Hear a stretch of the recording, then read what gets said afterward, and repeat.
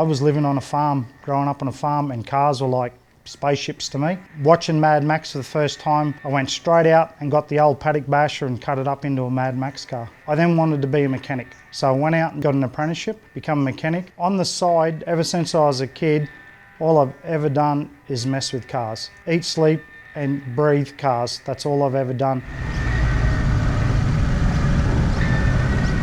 I'm Craig Lockhart, and this is my 32 5-window coupe.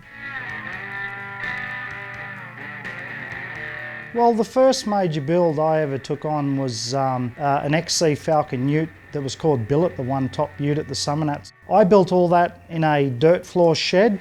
It's funny, before that, people don't listen to you or go, yeah, sure, says he's gonna do this and he's gonna do that. But the minute you do that and you have a product there to show them, say, that's what I can do with nothing, imagine what I could do if you give me something.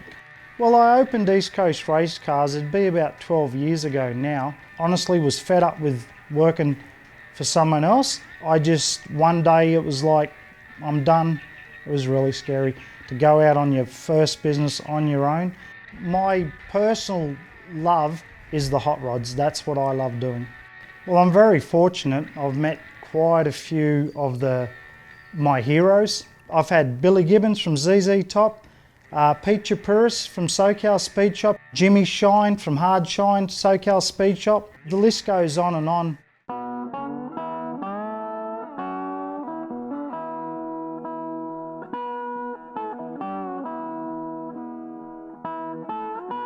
Well, in my personal opinion, street rods, hot rods, traditional hot rods, the easiest way is sort of to explain as time periods.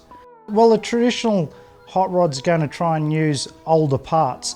Even though a lot of the parts are modernised to work more reliable, they'll still use stuff that looks like it could have been on it in 1952 or 1948 or 1960.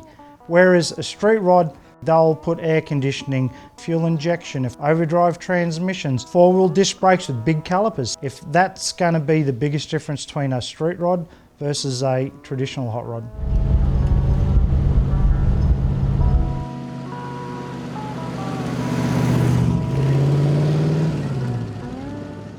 I had a 3-window 32 in fiberglass. I had to have a steel 32. I got a phone call from a guy in Sydney and we made a deal and we swapped. I knew it was a good car and I was told that the car had history. I didn't know what history or how much history it had. Then brought it home and I had a flathead and some running gear that I stuck in it, and it pretty much sat like that for the next 10 years, 12 years. Fast forward a few years back, we decided to build the car and get it going for the Hot Rod Nationals at Newcastle. And some guys from the Dragons Club in Sydney said, where did this car come from? So I rattled off the names of the guys I got it from, and instantly, nearly all of them knew who had the car, where the car came from. And then by the end of that weekend, I literally had a history lesson in my own car. And then I rang George Kotovich in Sydney. He bought the car in 1972 from America, and he'd swapped Dick Rundell a Aussie 32. By the end of that phone call, I'd literally learnt the rest of the history of the car. I can trace the history of this car back to 1964, and I know it goes further than that. June 1964 Rod and Custom in a group photo shot of the Early Times Club. There's lots of black and white photos and lots of coloured photos of it in different magazines. And also the Early Times Club had a lot of famous guys who were doing it before it was cool to do it.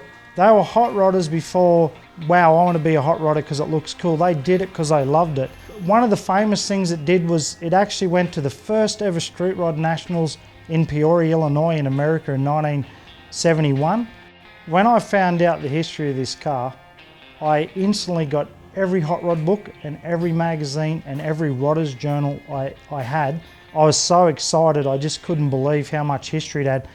If I would have known its history earlier on, I could have quite well have built it like that. I'm sort of a bit relieved I didn't, because I built the car the way I wanted it, back to I built it to make me happy, no one else. I'm glad I built it this way. I'd like to think that I've put my time period into the car.